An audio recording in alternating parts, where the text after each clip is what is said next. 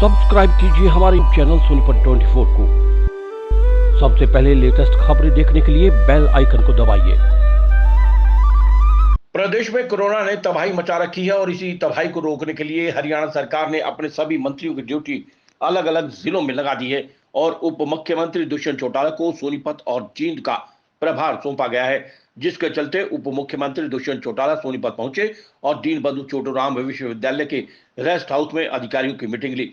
इस मौके पर उन्होंने हरियाणा के कई जिलों में लॉकडाउन के दौरान शराब बेचने के मामले पर बोलते हुए कहा कि लॉकडाउन का मतलब संपूर्ण लॉकडाउन है, कोई भी शराब ठेका नहीं खुलेगा और जहां पर शराब ठेका खुला है वहां पर सख्त कार्रवाई होगी। हरियाणा सरकार में उप मुख्यमंत्री दुष्यंत चौटाला कोरोना की रोकथाम और कोरोना की स्थिति से कैसे निपटा जाए इसकी समीक्षा करने के लिए सोनीपत पहुंचे और दीनबंधु छोटूराम विश्वविद्यालय में अधिकारियों की बैठक ली, जिसमें अधिकारियों को कोरोना से निपटने के लिए जरूरी दिशा निर्देश जारी किए गए।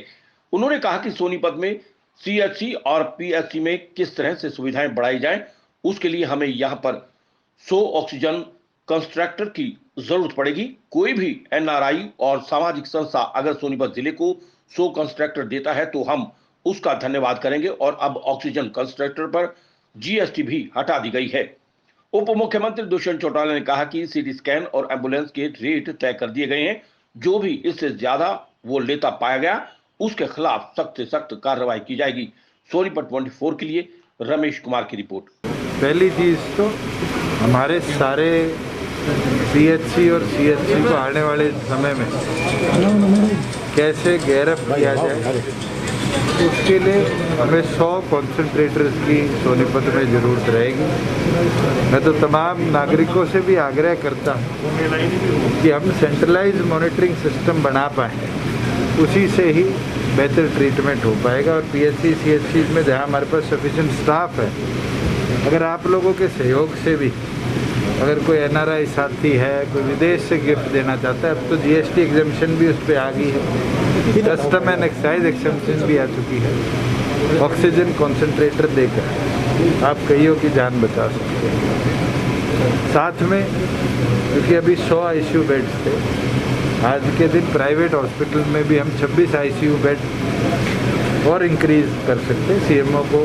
उसके लिए कहा गया है कि तुरंत उनसे बातचीत करके और जो ऑक्सीजन की सप्लाई जो पहले से डिमांड भी बढ़ी है उसको इंक्रीज करने के लिए भी कहा गया है। सर साथ में हमारे डी क्रस्ट के अंदर centralise oxygen bedded isolation centre हम बनाएंगे, जिसके अंदर एटलीस्ट जो ऑक्सीजन सपोर्ट पे पेशेंट है उनको टाइमली और प्रॉपरली मेडिकल कंसल्टेशन भी और सपोर्ट भी हम देते हैं।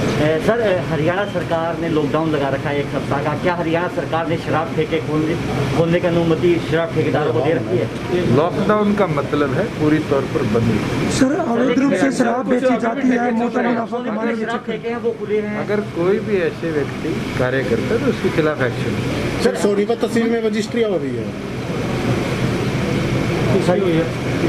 जैसे 9 तारीख सर हरियाणा के अंदर तहसीलें बंद रहेगी, पब्लिक डीलिंग अगले आदेश तक बंद रहेगा, उसके बावजूद भी सोनीपत में रजिस्ट्रियाँ हो रही हैं लगातार। मैं चेक करवा लेता हूँ रेवेन्यू डिपार्टमेंट के आदेश के बावजूद भी क्यों इस तरह की कार्रवाई। सर आज मुख्यमंत्री ममता बनर्जी ने आज पश्चिम बंगाल के मुख्यमंत्री के बतौर शपथ ले लिया, क्या कहना मैं बधाई देता हूँ। तीसरी बार दीदी बंगाल की मुख्यमंत्री बनी है, तो बंगाल की जनता का जो विश्वास उनके पक्ष में आया उसके लिए उनको बहुत बहुत शुभकामनाएं। उम्मीद करते हैं कि बंगाल को प्रगति के पथ पर वो लेकर चले। हरियाणा में ऑक्सीजन सप्लाई को लेकर और वैक्सीनेशन सप्लाई को लेकर क्या प्लान है सरकार का? देखिए, जिस तरह से पिछले 1 सप्ताह में ऑक्सीजन की किल्लत आई है, क्योंकि सुप्रीम कोर्ट के आदेश के बाद दिल्ली की सप्लाई बढ़ाई गई। आज 100 मेट्रिक टन लिक्विड ऑक्सीजन हमारे पास एडिशनल आया है। मुझे लगता है कल से ये जो समस्या हमें झेलनी पड़ रही थी, एक नहीं हर एक ज़िले के अंदर, उसमें ईज ऑफ आएगा। मगर ये फैक्चुअली भी करेक्ट है कि नॉर्थ इंडिया या वेस्टर्न इंडिया ऑक्सीजन प्रोडक्शन के अंदर बड़ा लिमिटेड कार्य करता है। सर रोहतक के चितौली गांव और- में 8 दिन में 51 लोगों की मौत हो गई। पूरी बात तो सुनिए। हमें आज के दिन ईस्ट कोस्ट से सारा का सारा ऑक्सीजन ट्रेन के माध्यम से लाना पड़ रहा है। हमने जितना भी अवेलेबल हमारे पास इंफ्रास्ट्रक्चर था उससे लिक्विड ऑक्सीजन टैंक्स भी जैसे खानपुर के अंदर इंस्टॉल हो जाएगा। ऑक्सीजन बनाने वाली मशीनें भी देश भर में जहाँ उपलब्ध हैं उनको भी करिए, और अल्टरनेटिव के तौर पे ऑक्सीजन सिलेंडर की जगह जहाँ हमें नाइट्रोजन हाइड्रोजन इनके सिलेंडर मिले उनके भी वॉल्व चेंज करवा के उनको भी उपयोग में लिया है। आज तो हर एक नागरिक को हर रिसोर्स की ऑप्टिमल यूटिलाइजेशन कर इस महामारी से बचना पड़ता। सर कुछ लोग अभी नया जो है ऑक्सीजन प्लांट लगाने की बातें कर रहे हैं, क्या उनको सरकार कुछ ऑप्शन देगी इसमें?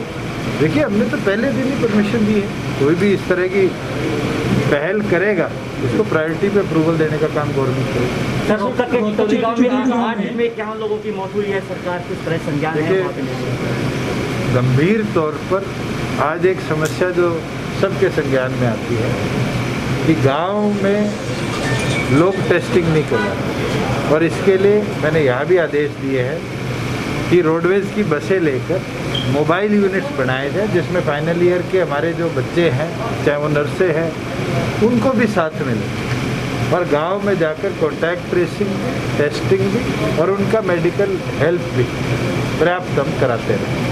एक और आदेश दिया है, मेरे संज्ञान में आया था कि यहाँ सोनीपत की एक कोई सीटी स्कैन की लैब सूर्य किरण वो 8,000 रुपये तक चार्ज कर रही है। डिप्टी कमिश्नर को आदेश दे दिया गया कि पूरे सोनीपत के अंदर डीएम एक्ट के माध्यम से एक स्टैंडिंग ऑर्डर इशू किया जाए जिसके अंदर स्पष्ट 3,000 रुपये से ऊपर कोई भी सीटी स्कैन जैसी व्यवस्था के लिए चार्ज ना करें।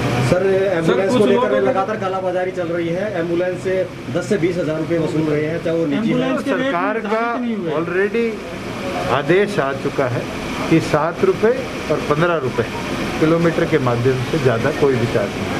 राय विधानसभा क्षेत्र में औद्योगिक क्षेत्र काफ़ी बड़ा है। शाम को जब छुट्टी होती है फैक्ट्री की तो काफ़ी अवैध मंडियाँ लगती है जिसमें काफ़ी भीड़ भड़ाका रहता है।